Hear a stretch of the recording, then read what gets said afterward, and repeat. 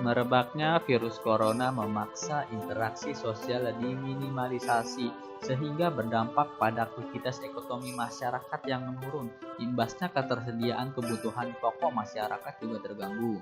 Untuk menghambat imbas yang lebih buruk, pemerintah terus menjaga ketersediaan pasokan komoditas pangan strategis, termasuk menjaga stabilitas harganya. Apa saja langkah-langkah yang sudah dilakukan?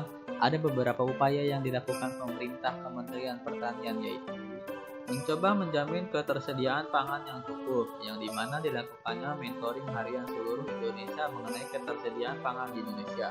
Komoditas pokok strategis seperti beras, yang dimana beras ini sudah panen pada akhir Maret-April kemarin, yang diperkirakan sangat cukup sampai akhir Desember.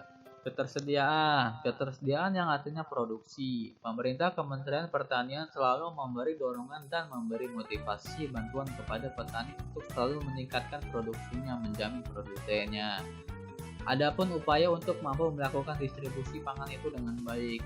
Ini tentu bukan hanya pekerjaan dari Kementerian Pertanian, tapi ini kerjaan bersama di dalam koordinasi Menko Perekonomian, tentunya dengan Kementerian Perdagangan, dengan Satgas Pangan, jadi sama-sama mengawasi kelancaran distribusi, termasuk juga menghindari adanya penimbunan bahan pokok.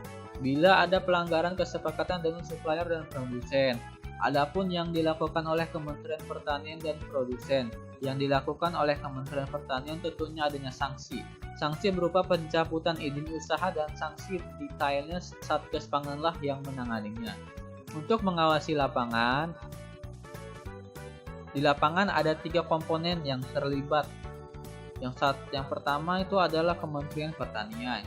Bagaimana ketersediaan pangan yang cukup untuk masyarakat bersama-sama tentunya dengan Kementerian Perdagangan. Artinya Dinas Perdagangan yang ada di provinsi, begitu juga dengan Satgas Pangan di daerah.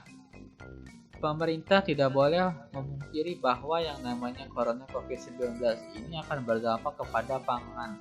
Tidak boleh pemerintah pungkiri. Yang penting adalah pemerintah mampu mengidentifikasi apa sebetulnya yang menjadi masalah-masalah. Yang pertama adalah dari sisi produksi. Yang pemerintah ingin jaga adalah para pelaku atau produsen itu tetap berproduksi, tetap sehat dan tetap berproduksi. Itu yang diutamakan. Kemudian dari distribusi, pemerintah juga tidak bisa memungkiri para jasa distribusi enggan melakukan kegiatannya, khususnya dalam beberapa hari terakhir ini. Ada yang namanya lockdown terbatas dan sebagainya, pasti akan mempengaruhi mereka.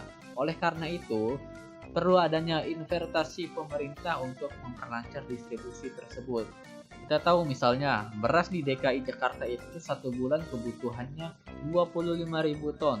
Nah, itu juga harus pemerintah penuhi. Bagaimana pemerintah bisa memenuhi itu kalau distribusinya tidak lancar? Oleh karena itu, upaya-upaya tersebut pemerintah upayakan agar distribusi bisa, termasuk toko tani Indonesia, pasar tani, dan juga armada walaupun tidak besar. Pemerintah mencoba mengambil dari petani dan dibawa ke sini. Jadi sebenarnya yang namanya orang bekerja di front itu bukan hanya tenaga medis, tenaga yang menyediakan pangan, tenaga yang bekerja di depan juga. Nah, ini sama-sama harus kita hargain juga dan harus difasilitasi mereka dengan segala macam peralatan agar kesehatan mereka bisa terjaga. Bagaimanapun Kementerian Pertanian tetap harus menjaga kestabilitas harga dan ketersediaan pangan dalam jangka waktu yang lebih lama. Mengingat pandemi virus corona itu belum terlihat mereda secara global. Mudah-mudahan upaya Kementerian Pertanian untuk menjaga kestabilitas harga ini bisa terus dilakukan ya. Dan juga didukung baik di dunia usaha maupun dari instansi yang lain. Sekian dari kelompok 1, terima kasih.